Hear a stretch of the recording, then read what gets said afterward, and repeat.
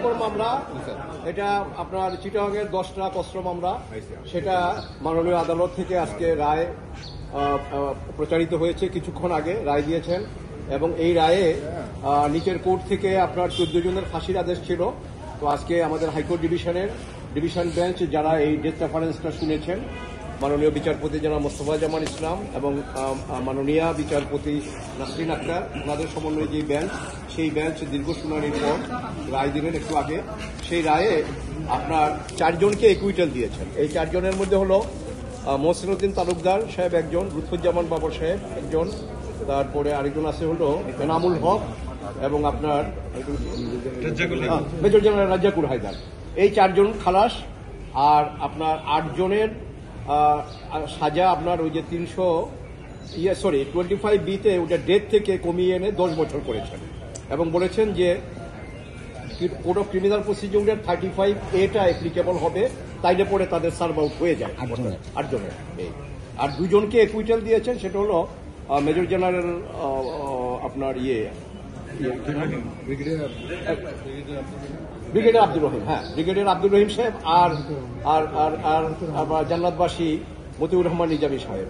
মতিউর রহমান নিজামী সাহেবের পক্ষে আমার বক্তব্য ছিল মাননীয় আদালতের কাছে যে এই মামলার এই 3টা পেপার বুক মিলিয়ে যে হাজার হাজার পৃষ্ঠা, তাতে করে কোথাও ওনার এগেস্টে সামান্যতম একটা not even any iota of evidence ওনার এগেস্টে নাই। কাজেই উনি যদিও আজকে দুনিয়াতে নাই, কিন্তু ওনার আত্মা শান্তি পাবে যদি আপনার ন্যায় বিচারে তাকে আপনার নির্দোষ সাব্যস্তে খালাস দেওয়া হয়।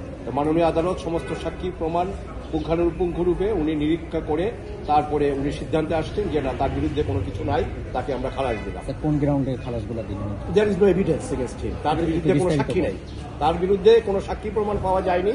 আর যাদেরকে খালাস দিয়েছেন তাদের বিরুদ্ধেও কোনো সাক্ষী প্রমাণ পাওয়া যায়নি। আর যাদেরকে সাজা দিয়েছেন তাদেরকে যেহেতু আপনার ডেথ সেন্টেন্স কমিউট শুধু না, এটা মাত্র 10 বছরে এনে দিয়েছেন। এখন পূর্ণাঙ্গ রায় পেলে পরে আমরা দেখতে পারবো যে কোর্টের অবজারভেশন বা কোর্ট কোন কোন পয়েন্ট এখানে ডিসাইড করেছেন।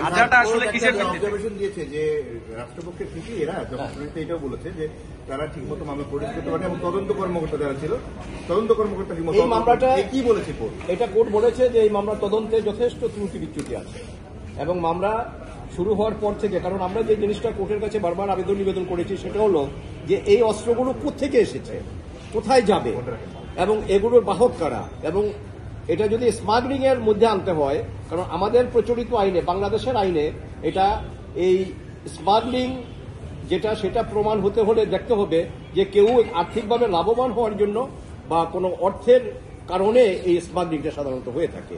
কিন্তু এখানে ওই ট্রায়াল জাজ সাহেব ওনার রায় উনি দেখছেন যে না, এটা এগুলো পার্শ্ববর্তী কোনো দেশে পাচার করার জন্য এগুলো আনা হয়েছিল। তো কাজেই আমরা এটাই বলার চেষ্টা করেছি এবং এটা আমরা কোর্টের কাছে ন্যায় বিচার পেয়েছি, বিশেষ করে যারা খালাস হয়েছে তাদের বিষয়ে। এবং আপনারা জানেন যে এই মামলায়ও ওই প্রথম একটা চার্জশিট ছিল 2004-এ বা 2005-এ, তারপরে 28 জন সাক্ষী হয়। 28 জন সাক্ষী হওয়ার পরে আবার যখন সরকার পরিবর্তন হলো তখন আবার এই মামলার তদন্ত এবং বিচারও পরিবর্তন হয়ে গিয়ে তারপরে এইভাবে আপনার একটা মামলায় সমস্ত আসামিদেরকে ফাঁসি, এটা আমার মনে হয় যে আমার ওকালতি জীবনে এটা কমই দেখেছি।